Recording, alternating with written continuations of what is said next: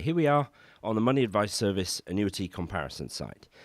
Good news is that it's really dead simple and there's lots of explanatory stuff as you go through it, but I thought I'd just take the opportunity to go through the site, fill it in as I might if I was doing this myself or on behalf of a client.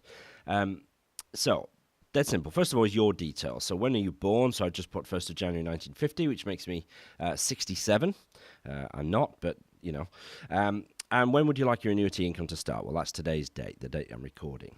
How much money will be in your pension pot? Now, you can either do this specifically for the amount of pension fund you have amassed, or sometimes to give you a better guide, do what's called a rate comparison. So if you put a nice round figure like £10,000 in there or £100,000, makes it easy to get a rate as expressed as a percentage. So how much annuity income will you get for every £1,000 or £10,000 of fund that you have? Then you can apply that in different ways. And for me, at least, maybe not for you, but for me, it gives me a rate then that I can apply in different ways. It's an important question, though. How much of this pension pot would you like to take tax-free? Up to 25%. Well, most people do take the full 25%, 1/4 of their fund as a tax-free cash lump sum. But if we're trying to work out a rate, that's going to confuse things a bit. So I leave that field, this field here, as a 0, nothing. So remember, you're just trying to get a rate of income per £10,000 of fund. Put your postcode in. It makes a difference, unbelievably, but it does. You know, if you're living in a sort of deprived inner city area, chances are you'll get a better rate of income than if you live here in glorious Cornwall like I do. And then finally, obviously very important, your marital status. Are you married or not? Hit next to go to the next page. You can see the sort of thread of where we're going across the top here. Now, the single versus joint period, and like quite a few of these pages, there's explanatory information first. So you've got a video here with Paul Lewis of Moneybox Live, who looks as if he's getting on a bit there, doesn't he? And some good information. And then just the question at the end. Do you want to provide an income for somebody else after you die? This is really important. So you need to decide whether you want to provide for your spouse or not. It might sound like the obvious answer to that question is yes, but maybe your spouse has enough provision of their own that they don't need your pension. So it's very specific to your situation. Let's just assume that we're going to pay 100%. Better put the date of birth of the person I'm nominating. Okay, she's going to be 1 month younger than me. There we go. So she's also going to be 67. So 1st of February 1950, that's my wife's date of birth. It really isn't. If you're watching this, Joanne, it's only an example. There's Paul again, understanding guarantee periods. Now, a guarantee period is not a very helpful phrase, that really. It's a minimum payment period. So if you have a 10-year guarantee period, it means it will pay for a minimum of 10 years, even if you die after 5. Okay? Now, this needs to be held in tension with if you're providing for a spouse or not, because every option you choose on an annuity will cost you money. So if you choose, you see the options here, if you choose guarantee periods, let's say you choose a 10-year one, well, if you are providing 100% spouse's guarantee, so your annuity will continue in full to your spouse if you die first, the odds are very good indeed that at least one of you will live more than 10 years. It depends how old you are, of course, but the odds are very good that at least one of you will make it for the 10 years. So maybe by having a 100% joint spouse's annuity, you wouldn't want to choose a guarantee period. Maybe you would. Obviously, the longer the guarantee period, the more that's going to impact the annuity rate you get. So let's just choose a sort of fairly ordinary rate here, a 10-year guarantee. So even though I'm allowing for 100% spouses, I'm going to say, well, look, I want at least 10 years worth of money out of this deal. Hit next. And now we're talking about increasing. I'm glad they've called it that and not indexing, which is a sort of jargon term. Increasing is much more straightforward, right? It's how much the annuity will go up by each year. The purpose of this, of course, is to try and stay in line with inflation. And you've got all kinds of options here. You can have it not increasing at all, yes to increase by 3%, by 5%, or even linking it to inflation. The problem with linking to inflation is that inflation, particularly in retirement, is usually higher than the headline figure.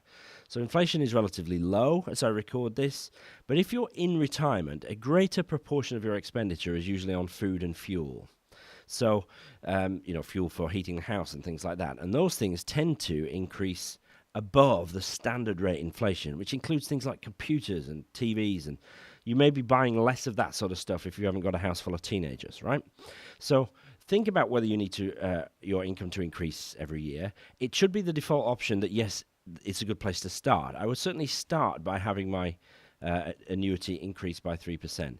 But it does depend on your other sources of pension and retirement income. So remember, we're just after a rate here. This is a sort of exploratory exercise to see what we might get for our fund. So I've checked that we're going to have a 3% rising income. And then finally, your health. Now, there's quite a few questions here. Okay, have you been a regular smoker in the last 10 years? What's your height measured in feet and inches? Here we go. Be careful here with what I disclose. 38-inch waist for my shame. How many units of alcohol? Not many. Are you taking medication for high blood pressure, cholesterol, any other serious medical conditions? And then my wife's health, got to be even more careful here. No, she's not a smoker. She's 5'2", about 7.5 stone. And no idea what her waist size is. She doesn't drink much alcohol either. She's not taking any medication. And there we go. Okay, so quite simple. The idea is to give you some sense as to whether you would qualify for an enhanced annuity. It's going to enforce me to put in a waist size. I don't know. It's tiny. I don't even know what that is, 26. Okay, so there we go. So now the system is retrieving our quotes, and it's actually going to annuity providers to come back with a figure. And so we got quote 1, and there are a comparison here. So this is the sort of the main quote, probably the best one which has come out. And it doesn't tell us here who it's with, but this gives us an idea. So this is a £10,000 pension fund, no tax-free cash, retiring now, a joint 100% annuity with a guarantee period of 10 years and increasing at 3% a year. Now that's telling us that that £10,000 pension fund will give us £308 per year, or 3.08%. Okay? So now we can start to apply that. We know what our other pension money might be, perhaps our wider wealth, not in pensions, ISAs and things like that, and start to help put some numbers on. Are we going to have enough income in retirement to cover our required expenditure? Just finally, if you click, you can then look at the deals which have been offered, and you can see there's quite a spread. Saga here offering 308, down to Aviva offering 257, and a few different numbers in between. This is, remember, just a comparison service, and it's very high level. A good advisor will be able to go out to the providers and ask you much more detailed medical questions, which can impact the amount of income that you might get.